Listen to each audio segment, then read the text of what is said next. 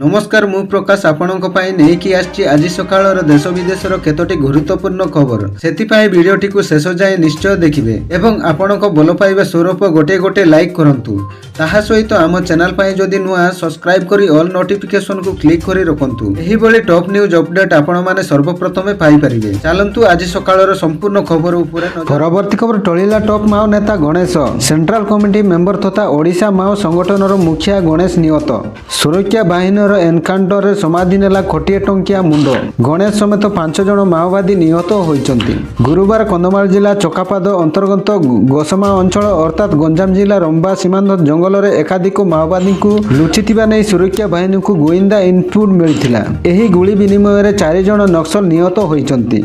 एतिरे central कमिटीर top माओ नेता तथा ओडिशा संगठनर मुखिया गणेश प्राण हराइछि।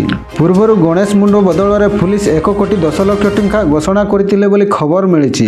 परवर्ती खबर पुणी आसुछि आउ एक लघुचाप बंगोपसागर रे सृष्टि होइतिबा लघुचाप आज अवपातर रूप नेइछि।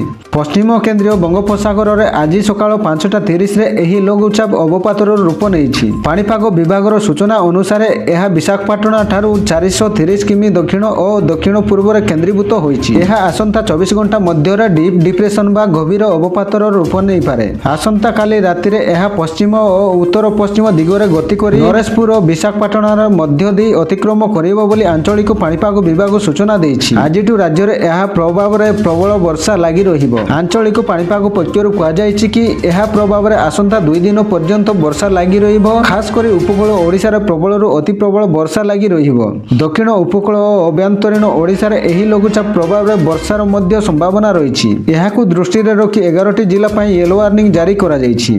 जगतसिंहपुर गजपति मालकानगिरी रायगड़ा गंजाम कोरापुट पुरी झारसुगुड़ा बरगड़ केन्दुझर और सुंदरगढ़ जिला पई येलो वार्निंग जारी करा जायछि। गंजाम और पुरी जिलार किछि स्थान रे प्रबल रु अति प्रबल वर्षा संभावना अछि बोली सूचना मिलिछि।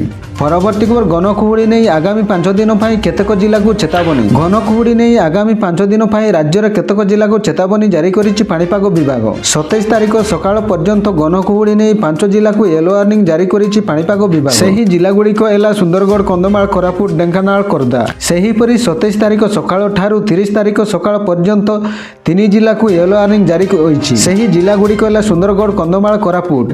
ए सब स्थान रे कुहुड़ी रो दृश्यमान दूरता 50 मीटर रु 200 मीटर मध्य रे रहि पारे बोली खबर मिलिछि। परवर्ती खबर जवानक पई सोशल मीडिया कटकणा भारतीय सेना एहार सैनिक एवं अधिकारी मानक पई सोशल मीडिया ऐप व्यवहार संपर्क रे नूतन निर्देशावली जारी करिछि। प्रतिरक्षा अधिकारी अनुसार नूतन नीति रे इंस्टाग्राम व्हाट्सएप एवं यूट्यूब भली प्लेटफॉर्म व्यवहार संपर्क रे स्पष्ट निर्देशावली प्रदान करा जायछि। सेनार नूतन नीति अनुसार सामरिक कर्मचारी माने एबे इंस्टाग्राम एक्स एवं यूट्यूब भली ऐप केवल सूचना संग्रह किंबा तदारक पई व्यवहार करि परिबे, किंतु ए सब ऐप रे मंतव्य देवा मतामत प्रकाश करिबा किंबा व्यक्तिगत विषय वस्तु अपलोड करिबा ऊपर खटकणा जारी करा जायछि। अन्य पक्ष रे व्हाट्सएप टेलीग्राम एवं स्काइप परि मेसेजिंग ऐप केवल साधारण प्रकृति वर्गीकृत सूचना विषय वस्तु आदान प्रदान को अनुमति दिए। विषय वस्तु को केवल सेही लोकंक सहित शेयर करा जिवो जाहाकू व्यवहारकारी व्यक्तिगत भाव जानिचंती। प्राप्तकर्ता को चिन्हट करबा पई व्यवहारकारी संपूर्ण भाव दायी रहिबो बोली सूचना मिलिछि।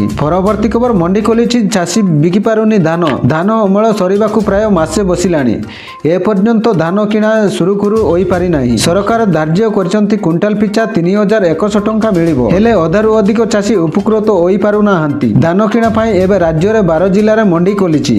आहुरी 18 जिल्ला रे मंडी खोला जाई पारि नाही। अन्य पड़ोसी राज्य अपेक्षा ओडिसा रे धानर एमएसपी अधिक रहिछि। धान क्विंटाल पिछा 3100 टंका देउछि सरकार, हेले अधिकांश चाषी एतिरु लाभ पाई पारु नाहंती। धान अमल परे बिकिबा पई चाषी को बहु समस्यार सम्मुखीन हेबाकू पडुछि। एपटे राज्य रे 12 जिल्ला रे मंडी खोलिछि।